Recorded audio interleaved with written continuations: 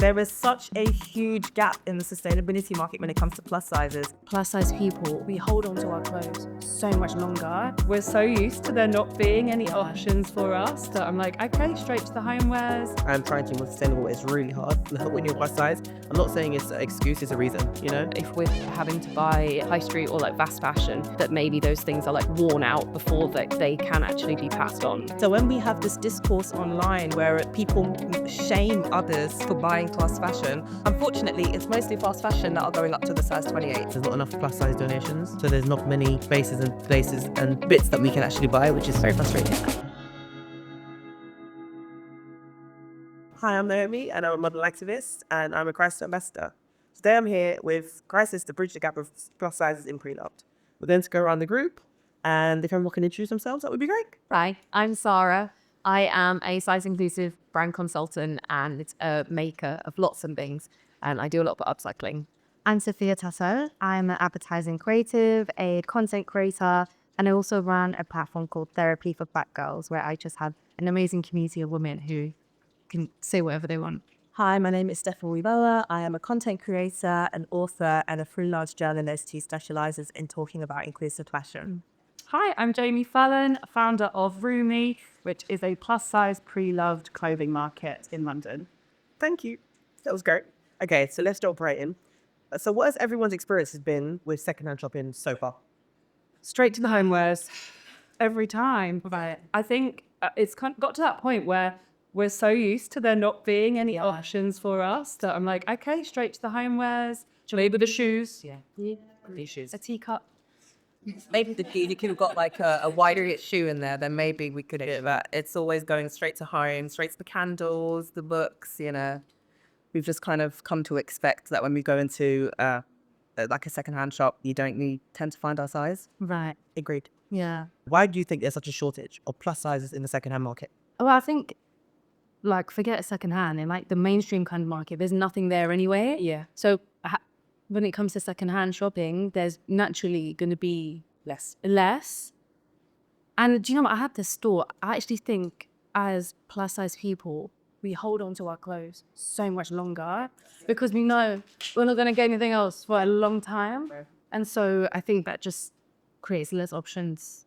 Yeah, secondhand anyway. Yeah, I think once we buy something and it's in our size, like you said, we want to hold on to it because we don't know if we're ever going to get that again. And I think we can also be naturally quite sustainable because we will, upmarket our things, we will tailor it, we keep repairing it so that we can hang on to it. And I think another reason why it's so difficult as well is, and I think we'll be coming on to this a bit later, is that when we do have plus sizes in stores and in charity shops, people who are smaller like to go in and buy the clothes so that they can wear it oversized. And so that leaves less options for those of us that actually want to buy clothes that we can wear for every day.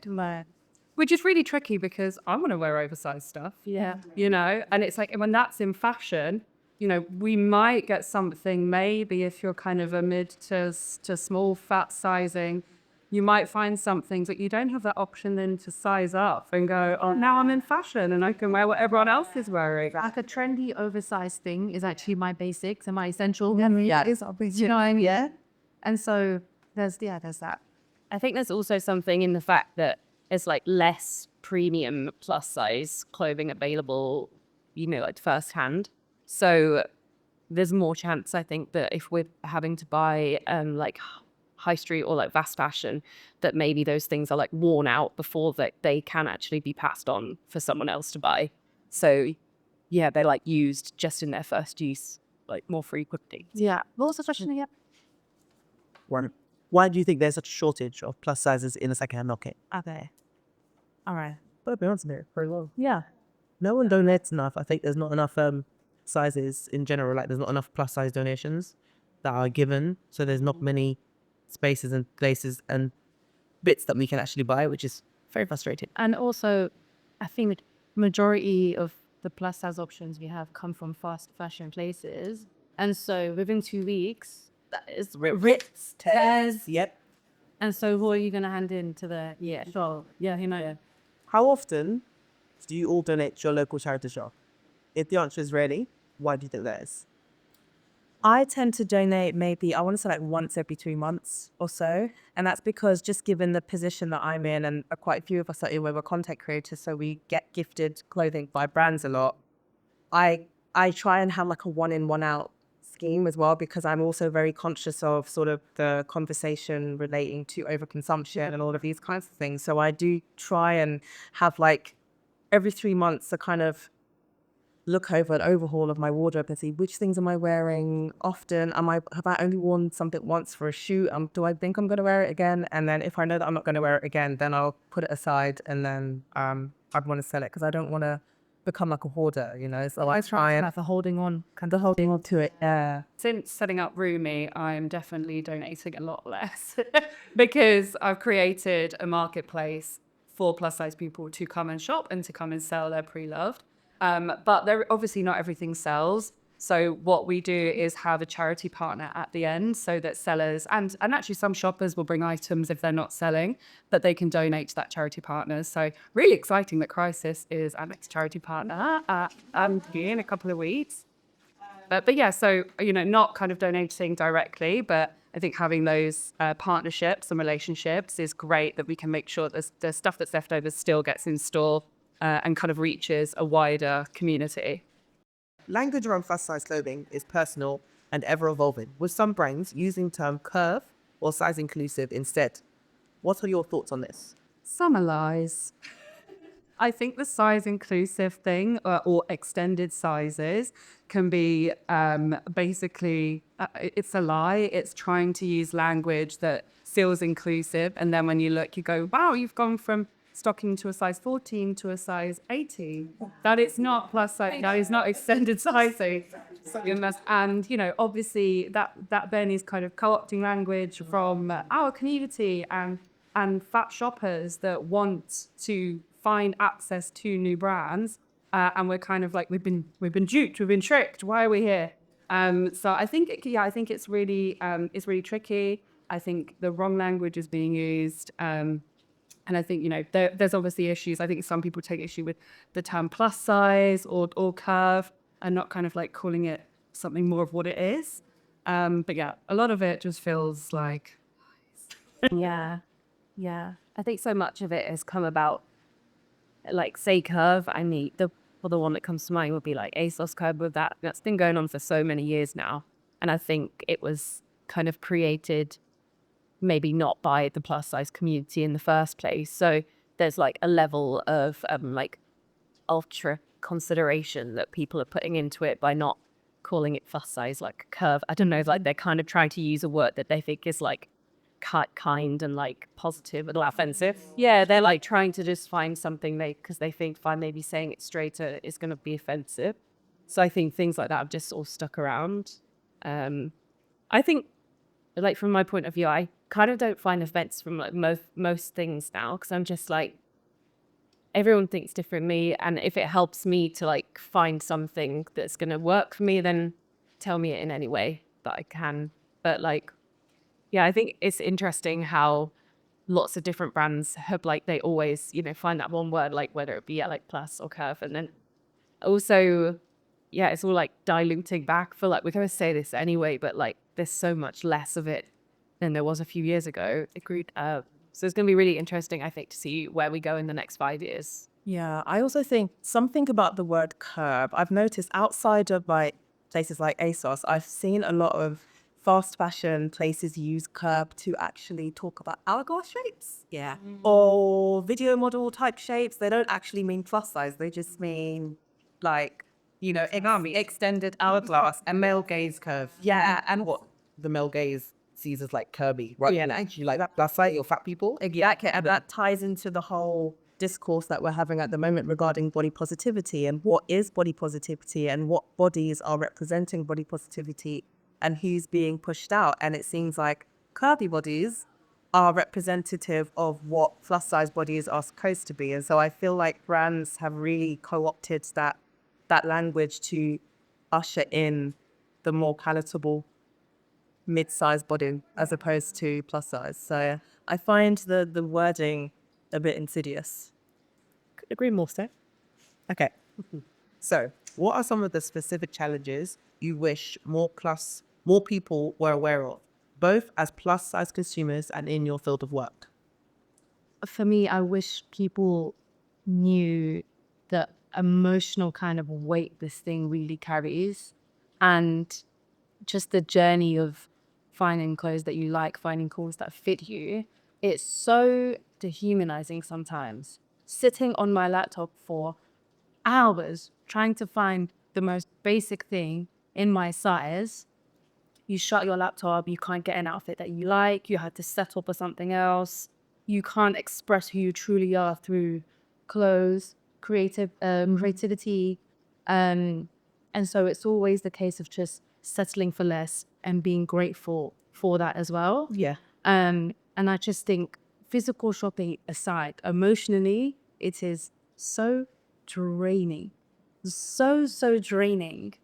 And I wish people could not experience, well, just made me, because I want you to empathy. I want you to know what that truly feels like, because I understand, you might not be plus size, so that therefore it's not your issue, but I think this is it should be an everyone issue. But I just think, yeah, it's terrible. I think empathy. I think because we all wear clothes every day, I always have this thought that we all wear clothes every day and we get up. And for plus size people, it's not easy for us to get up and just put on some clothes, because you have to think about it like a straight size person can get up and put on a whole wardrobe full of clothing. Whereas we have to get up and, okay, so what we're going to wear today? How's it going to look at this? How's it going to feel? How's it going to fit? Right. Like with like fast fashion, like there's like cuts different, like our arms different sizes, our thighs, our shapes are, like our bellies are, like I think none of that is taken into consideration when people aren't plus size. So it's like, oh, it's a you thing, like you said. So I think maybe more empathy and more of an open mind just generally like would be better. Right. There are so many, do people know there are so many steps to finding an outfit that you like? Yeah, I have to go on this website in a whole nother country. Now I pay this kind of shipping fee. Now I have to get it tailored. And then now I have to, do you know what I mean? Yeah. Can I not just have the same experience? Sorry, I'm getting heated. Because I say this was my experience for my birthday. I had a vision in mind. I really wanted to celebrate my birthday. I couldn't find an outfit that I wanted in my size. And it was just so like, oh, my birthday. Do you know what I mean? Like, so upsetting. I really, I always think at the minute I'm going through this like, right, I really want to find out my look for work. And I'm struggling with it because it's like, okay, I need to look smart enough. But, when I'm just out with my friends, I would wear every color under the sun, and kind of you really then stand out when everyone's in suits. And I was thinking about when I was at sixth form, and all my friends had these like cool shirts, was to dress smart. And I was at Long Tall Sally, which shout out Long Tall Sally because you were the only one there for me. I was a 6'1" plus size, 17-year-old. But it just meant that like we constantly look older than we are. Like we're constantly looking like, I'm 20 years older than I am, an accountant. Again, no shade to accountants, but you feel stuffy a lot of the time. Like, and I don't think people really understand, because they think suit and shirt, you're fine. I'm like, but it wears different on a bigger body. It looks different. It can age you, and as like colourful, creative people, we want that option to be as playful with our, work and professional looks as much as like our casual looks going out with friends. Right. And I feel like brands really need to like employ more plus size people to actually focus on course. So a lot of the time, like you're saying about the shirt, I feel like sometimes if a straight size, like smaller person's wearing a shirt in a certain way, it can like have like an edgier look or something. And then as soon as it's like made into a plus size and you've like got it tailored and it's got like a weird little cinched in waist, and like it just feels so strange. So like brands need to spend a lot of time like fitting things, having like a smaller person and a bigger person at the same space, and making sure that the garments are like giving the same bite in those different sizes. And like sometimes that might mean that you actually have to adjust like the design of the plus size items. So like I think someone was mentioning about like whether like arms would fit and things and stuff like that. So I think like we need to start thinking about like flexibility and fit a lot more, and like how a plus size person's arm moves is probably going to be different to how like a smaller person's arm would move, and like the ease and stuff in which we need in our clothing. So we need to like get people to actually think about those things and make sure those considerations are like taken into account. So a garment can hang in a similar way on me as it could on a size 10. Yeah.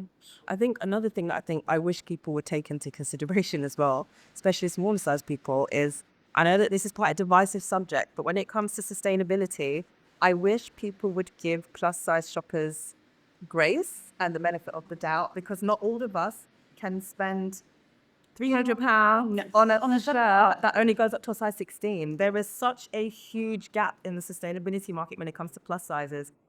Most slow fashion and sustainable stores, for the most part, tend to stop at a size 16. So when we have this discourse online where people shame others for buying fast fashion, I wish what they would understand is that, unfortunately, it's mostly fast fashion that are going up to the size 28, going up to the size 30. So plus size shoppers are going essentially where the love is. And it's great that over the last couple of years, we're seeing the emergence of more plus size friendly, sustainable and slow fashion, which is great. But until we get to a point where most slow fashion and sustainable and premium stores do cater for larger plus size bodies, there is going to be that leeway where people, especially people that are working class, people that can't afford to be paying £150, £200 for things, are going to be leaning into fast fashion predominantly, because, you know, that's just where they can fit. And I think it's unfortunate that sometimes when we do see the discourse online, we're made to feel bad that we're shopping at a place where I can only buy, you know, a specific. But even if I want it to be sustainable, you can't. Oh, yeah. There's no space. Yeah. There's no space for us yet. Yeah. Okay. How sustainably? Nice lead into this question. How sustainably are you able to shop? And what percentage of your wardrobe is thrifted, sustainable versus high street / fast fashion? I think I'm slightly unique in that I've kind of got this platform now that I'm like, okay, I'm kind of hold off shopping until I have a market, because I'm like, there's going to be things I can try in real life and touch and feel and see the size, and also like find new brands and things like that. So for me personally, I don't shop at fast fashion brands as much as possible now. Like, I've really cut most of your kind of, you know, your big names. But I will every now and again buy those brands secondhand, because, you know, I want every item to still have that longevity and have life beyond one owner or one wear. But it is tricky outside of that. You know, it's hard to, you know, as we were just saying, it's really hard to find sustainable, affordable brands in our size. Yeah, exactly. Like that are in fashion, stylish, absolutely, that allow you to have the individuality that we all have. And, you know, and then when we do kind of have pre-loved shopping, generally, like we've said, it's pretty few and far between in terms of what's actually in store for us to try on. Agreed. Yeah, I feel like I have been quite obsessed with like vintage and secondhand like all of my adult life. Like growing up on my school app, like lunch break, I'd go to the charity shops and like search for things. So that's always been a way of like that I've preferred to shop. I think as I've got bigger, I've definitely found it harder. But like I have so much love for like going around a thrift market, and that's like my happiest place. So I think like I still would prefer to shop in that way, and that's still somewhat like the way that I try to. But I feel like because I have the skill of being able to like sew and upcycle things, that puts me in an advantage that like I will sometimes buy things that aren't my size and like upcycle them. So like the skirt that I'm wearing today was 2 skirts, and I really wanted a wool kilt, and especially I wanted it to be wool. I wanted the fibers to be more sustainable, and like that's one thing I find with plus size clothing. A lot of the time we're using like synthetics because of the fast fashion aspect, and I just couldn't find one in wool. So I was like, right, what I'm going to do is buy 2 wool skirts and I will sew them together and like make that work for me. And so I think like that's the way that I'm able to kind of be a bit more sustainable. But obviously that's not that people don't have that time, or people might not have that skill. So yeah, like even though I can do it that way, I understand that people shouldn't have to. Right. Yes, thank goodness you do, because I bought one of those kilts as well, and it's amazing. Thank goodness for going it in solo. Okay, please hold. And please hold to dessert.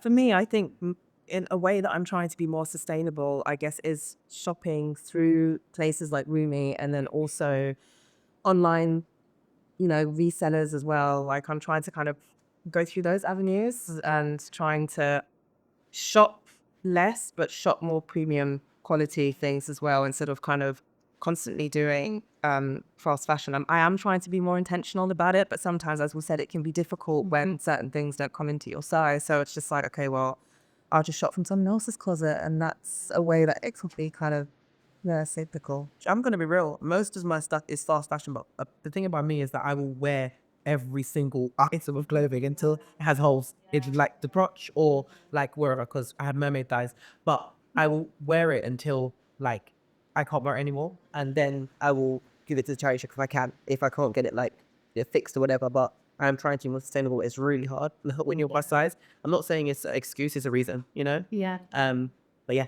what could charity retailers be doing more of to be more inclusive? I think signposting, even having like a plus size rail. So, I've worked with a couple of charities before that have got a dedicated rail that are size 16 plus, for example. And as much as we don't want to be like, sorry, if you're thinner than that, like don't buy it. But it does kind of deter from doing the like, oh, let me get that big blazer that's 3 sizes bigger because that's in fashion. And does then kind of allow things to stay on the rail a little bit longer for someone that is that size to actually have the opportunity to buy something. So I think that's a big thing, even just having sizes on stuff. I'm one of those people that I do the eye scan of the rail and I'm like, is there an XL? Is there an XL? Is there something? Like, and there might be one on the end, one of those little, flat cubes on the end. I'm like, maybe. So I think having it signposted, having dedicated space for that is amazing, because we don't really get that in retail stores. Like, long gone is, I think, probably like the plus size top shop areas that we once loved. Lived in. They're gone. So it'd be great to kind of, if we gifted that back, I think, and have a little dedicated. Oh no, we should have gifted. What he just like have connections. I also feel like having plus size mannequins, I think is really important. When last year I went to Brooklyn and we went thrift shopping, and I remember seeing from like yards away there was a thrift shop that had a plus size mannequin in there. There were 2 in the front, and we just darted towards it because I have never seen it before in my life, and I was actually able to buy like 2 or 3 pieces in it because they had a dedicated plus size rail as well, which was amazing. And so I feel like, especially in the UK, to kind of take that example and just be able to just have plus size mannequins, like have them in the window, just have them in the window. That was trying to boy, that is a good. I was like, wow, don't be not as good represented. Just being a bit more unapologetic about the different sizes that you have. I think I went into a crisis and I saw a rail, and it had a sign plus size. So I don't know sizes, something with plus sizes. I took a picture of it and I posted it, and I was like, where is that? Where is that? And I saw it and I was like, oh my gosh. Mind you, it's just a rail of clothes. And I had the most like crazy reaction. Like I've never seen this before. I'm able to actually go through, okay, there was some, some pieces in here. So I think maybe just having some dedicated spaces and maybe shouting out about that. And also working with creators and fashion, amplifying those things. And I think maybe not just put us in the back somewhere where I'm on my hands and knees trying to find something. What would make you donate clothing to charity over selling them? I really hate going to the post office. Yeah. It's a lot of admin, is it not? Yeah. With the questions and the bartering and the, it's not for £3, we do this for 50p. It gets a little bit too much. It gets too to us, I think it's definitely an admin thing for me as well. It's just so much easier to kind of like take your bag of clothes and go over to the charity shop, as opposed to having to print out this, and it's a lot. And also, from again having a marketplace as well to sell this, I want people to touch and feel and try on the clothes, because even with Vinted, and I will buy things there, absolutely, but you don't know if it's going to fit, you don't know what the fit is like, so I think having an opportunity to shop in real life and to be a part of that, and I think I know how hard it was for me to find these, and I'm glad that someone else might be able to now enjoy that. And really, try them on IRL. That's definitely a part of it. I feel like if charity shops as well could like build a sense of community. So I find the charity shops that I shopped in throughout my years, they've been places where I've got to know people that maybe work there, maybe that volunteer there, or I've even volunteered at charity shops myself. And there is such a core sense of community in a charity shop. And I think because as a plus size community, we loved like that feeling of like getting together and having like sharing so much. And I know like you do that with Rumi, but that can only happen, say, once every 6 months or something. So if charity shops, you know, even outside of London, all over the country, can start to maybe even like create like a little plus size community, that would really draw me to donate. I think to like know the people that you're sharing it with, and to be able to know that if you're dropping off that item, you're like, oh, okay, well, I know that person and they're going to be going there like every Thursday or something, and that's going to be for them. And I think like that would really entice me to like want to donate more. Yeah. I think for me, if I saw shops just be a bit more loud with their plus size sections, it would make me want to take all my stuff, because I know it's gonna benefit so many other people as well. It's going back to when I saw that rail. Oh my god. And then I immediately had this sense to, okay, what can I give? What can I back and donate? So if you know a charity shop is putting in the effort to attract plus size people, you're like, oh, well, I want to help them. Yeah, I want to be like, yeah, I've got stuff I don't wear. Yeah, and yeah, I think if you see that they are putting in time in their marketing and time in their window dressing and everything like that, then yeah, you're gonna feel like your stuff's gonna be appreciated. Yeah, I don't want to go to a charity shop with my bags of clothes thinking, here's another chore. I want to do it knowing that, okay, they're going to dress it up nicely. It's going to go to all these different people who are going to enjoy it. So yeah, I think that would make me want to chat. What do you think needs to happen more urgently to ensure plus size people are included, represented, and catered to within the secondhand and sustainable fashion sector? I think brands need to realize that there's such a huge market out there for plus size clothing, and just take a risk, but like I think there are ways that you can open up to plus size consumers without it being risky. So whether that would be like opening up pre-sales for larger sizes, yes, it's like kind of annoying that maybe we can't get things as quick as other people, but at the same time, at least you're like giving me the option. And then if brands were to open the free sale and then they actually worked with plus size influencers or worked with more plus size people to like spread that news, which you can't just do it and then not tell anyone. I think that would be a way that hopefully that they could like step into that market in a safer way, even if they're a smaller brand, and hopefully work with their suppliers as well. Because the more that suppliers kind of have experience of grading for plus sizes, I imagine the easier it's going to get, the quicker they can make it happen. And as soon as brands start to kind of create their styles in those plus sizes, things can be turned around a bit quicker. And yeah, it requires just a bit of testing, I suppose, of just being a little braver. Yeah, and I think if we don't see it, we're not going to know. So if you are a sustainable or a secondhand brand who has a following online or has, you know, some kind of platform online, we need to see these clothing on fat bodies. And it's a shame sometimes that when we see brands, whether they're sustainable brands or not, they only highlight a certain type of body. And I think, you know, with most of us being online and seeing, you know, some of us only having access to see what is available via things like Instagram and social media. If we're not seeing bigger bodies in clothes, you know, being representative of us, then we're not going to know that, oh, this brand, you know, has these clothes, this brand had these clothes. So I think having that representation of bigger bodies and a diverse range of bodies is incredibly important. Yeah, I think a lot of these brands just aren't even telling us they have it, you know, and whether that be from the brand or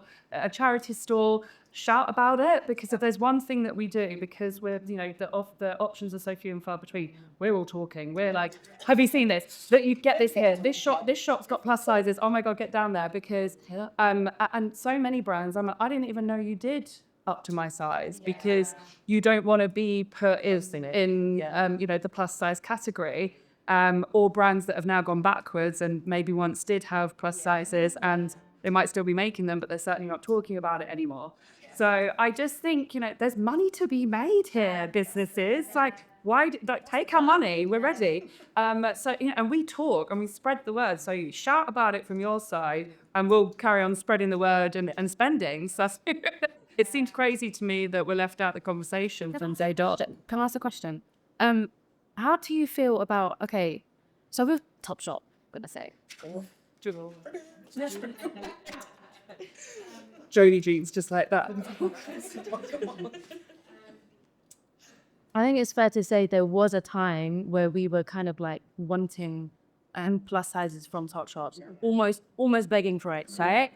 Now they've extended their sizes. I think they pulled it back again. They pulled it, yeah. I've been seeing some back and forth with with their range. Anyway, how do you feel about asking brands to do better? Because there are times where I'm like, let's pressure them, let's rally everyone, let's almost force them into doing it with bigger sizes. But then sometimes I'm like, I actually don't want to beg you. If they're not going to cater to me, I'm not gonna beg you. Yeah.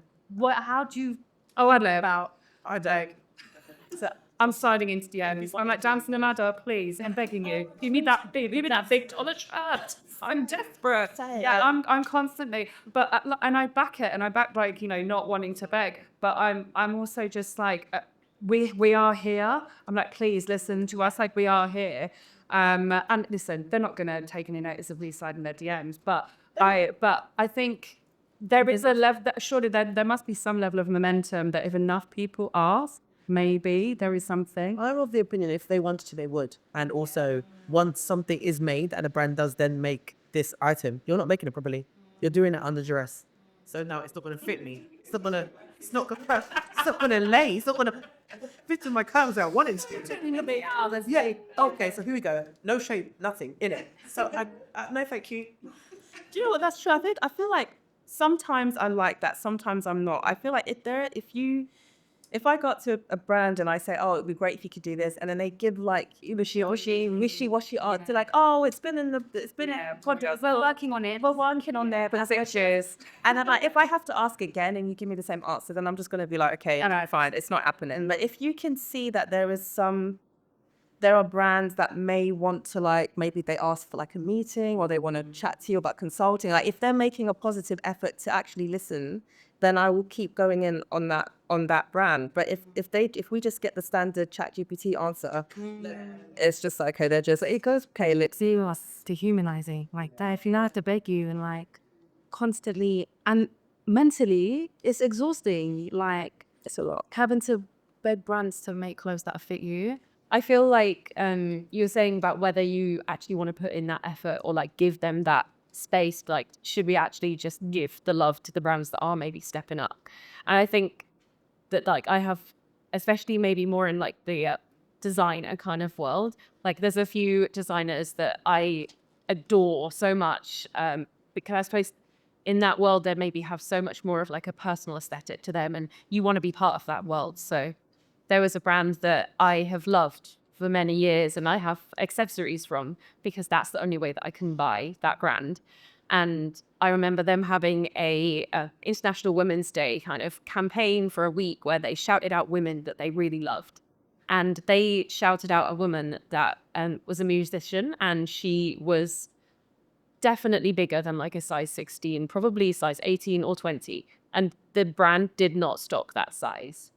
And it made me so angry that I was just like, okay, so you're telling me that this woman is one of your most inspirational, favorite women of the moment, and you love her, yet you do not value her body enough to clothe her.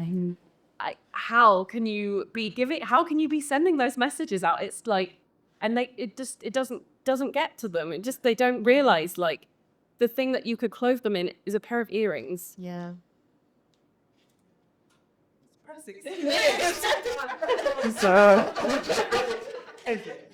Oh, so I rap for you're my uni.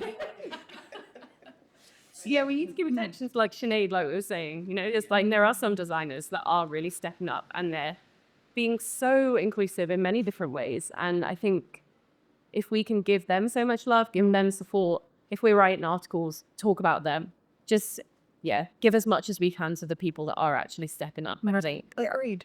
Married. Yeah. You're saying I should stop begging. I see. Yes, I am. We do not beg. I think what you mentioned about brands having that actual passion Yeah. is so important. It feels like brands are just pushing out things just for the sake, like ticking a box. Yeah. And I think like a few of you have done kind of like consulting of brands where you go in and you like giving a like an opinion and guessing of what styles they're putting out and things like that, where so many brands just dictate what they think you need, and they're like, oh, okay, well of course everyone needs basics, so let's give them basics. And you're like, I have a white t-shirt. What I really want is that amazing dress that you've made for a size 14. And just like, you just have to ask us, just get us involved. Absolutely. Yeah. You would think that people that work in fashion have that like integrity though, that crazy integrity, and like that actual like burning desire to make sure that everyone loves fashion and they're able to like express themselves. It's still the cold shoulder, just keep it on coming last.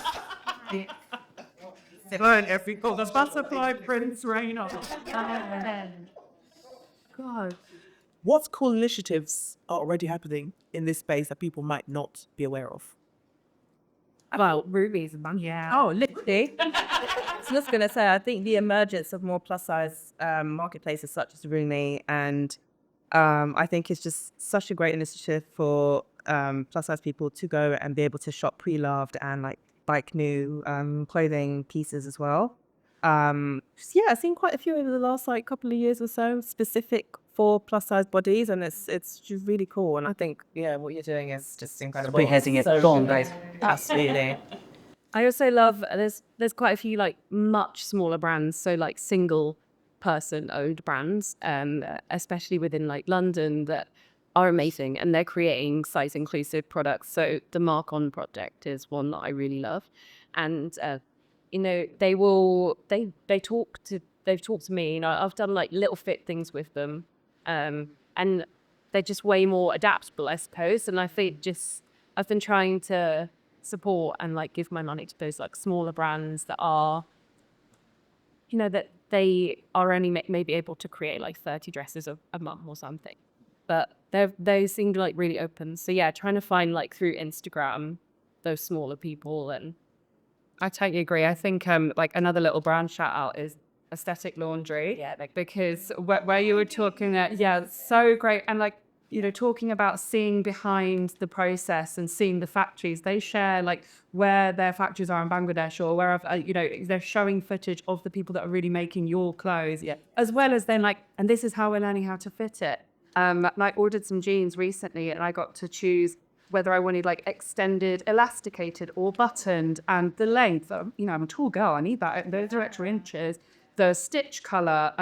So I think this like access to made to order pieces from those small brands where you are investing a little bit more money, of course, but actually it's like, oh wow, I've got access to kind of like designing my own thing a little bit as well and making something more for me. So yeah, totally, really agree. Like finding those small brands is key, I think. There's also I wanted to shout out the Plus Bus, which is a thrift store based in LA, and they just do plus size clothing only in secondhand. And when I was in LA, I had the chance to go there, and it was just so. It's amazing. Have you been there? Yeah. Amazing. I had never had a tailored shopping experience. I walked in, the girl went, I know your size, I know your style, put everything, and I was like, that's everything. It was amazing. like never, do you know what I mean? Yeah. Oh, I wish like I can just walk into a store, someone knows my size, or like they could pick things out for me, and it's so fun. It was special, and it wasn't just a row; it was a whole store dedicated to you and your body type, which I think was just incredible. So hopefully, can you see? Talking about bricks and mortar stores, I also want to shout out Lucy and Yak, because they have quite a few stores now spread throughout the UK, and they stock all of their sizes. So that was a brand that I worked with a few years ago. I think pre-working with them, there was a lot of that. We're going to do it. And then there was a point where they stepped up and they did it. And now one of their best-selling sizes is a 2XL, which works out to be my size. like sort of like a 24, but also they do a lot of unisex clothing. So like a 2X would still be the same across the men's sizes. And yeah, that's amazing. I can I can go in a shop, I can try it on, and I feel like it's such a beautiful world to like be able to be a part of. When was the last time you guys shopped like physically in a store? Like you went out on with the intention of buying clothes? When I was like 18. Yeah, maybe it's my 21st birthday. I think I maybe bought a dress somewhere. To the long time ago now, 18. Yeah, but 18. 3 years ago? It's No, 3 years is getting a lot. It's not so long time. Maybe plus pass. Maybe that was when I left the country. Hey, I had to fly over to LA to get my puzzle. What was that? A couple years ago, maybe like 3, 4. Wow, okay. Yeah. Shocking. Okay, that's first too. Okay, what rituals do you swear by to promote self-love in your everyday routine? And do you have any tips and tricks for successfully styling yourself? I find a lot of inspiration online in terms of who I follow. Other plus size women who look amazing. I tend to get like a lot of inspiration from that. So for me, it has always been curating my feed to predominantly only show plus size bodies and images and videos that bring me joy, and normalizing plus size bodies in my everyday kind of ingestion of content. Right. And that includes things like Pinterest as well. So like Pinterest have recently come out with the different body sizes that you can like, yeah, it's really cool. Like Pinterest now have this thing where if you're looking for a particular outfit, you can click plus size body and it will show all of the plus size women wearing specific styles. And that has changed the game in terms of the kinds of clothing that I would want to like piece together, and seeing it on plus size bodies has been incredible for me. I think being like playful and, being that little bit more creative. I think we've all had to be a little bit more creative, like growing up, just trying to find ways to feel like ourselves, stay on trend. But I think like having that space to play around with stuff, whether it's like accessorizing in a new way or trying a new style, that's like a kind of fashion self-care thing, I think, that I like to do. Yeah. I think although I would love to just be able to buy the trend item that, people are wearing, I do feel like by being plus size, it makes you a little bit more experimental in the way that you find things. So let's take a Damson Matter shirt, and like at the moment I'm also obsessed with polka dots because I feel like I'm seeing that a lot in like street style and stuff. And there's a few brands that have created garments that polka dot that I love. They don't make them in my size, but instead I'll be going on Vinted and I'll search polka dot 6XL. And I think I just have more of an openness to find the thing that I want. And I think, especially, so I know like trends sometimes can seem not sustainable because it is that kind of like feeling if you need to keep buying things, you need to have this new thing to fit it. But I really do also think if you are someone that enjoys fashion in that way, that you can shop in a sustainable way, but still be trendless with buying secondhand. And just having like an openness to, it might not be the obvious route, but searching so many different ways. Like if you're trying to find like a yellow pair of trousers, just typing in like lemon and like, just go for it. I know it's like, bro, it's more work. Like you say, you spend hours doing it, but you also know those trends are going to come back around. So example, polka dots. It's definitely not the first time we've been doing polka dots. So yeah, that actually, hold on to those pieces, buy things you love that are quality, and ultimately they're going to come back around and be styled in a new way, sure, but having those like staples that are go-tos. I think also it's okay to be a bit slow. You don't have to have everything in your wardrobe. I think when it comes to like confidence in wearing certain things, it's okay to maybe start off with, okay, it's my first mini skirt, just slowly, do you know what I mean? Like just because you see someone wearing all these other things that you aim to wear one day, that's fine. But I think it's okay just to be a bit more intentional and slowly like build your confidence with that. But yeah, that's something positive. That's what's for me anyway. Kinky had a great discussion today about why there's such a shortage of plus size in Korea, and how we could change that. What do you think? Yeah, I think if you are at home with some plus size pre-loved gems in your closet, get down to Crisis and donate. And, you know, we're really excited to see dedicated plus size rails in stores. But yeah, donations needed. It's really important to change the landscape of how fashion looks, especially when it comes to pre-loved clothing. You have any clothes in your closet, take it down to Crisis and let's help change what fashion means to all of us.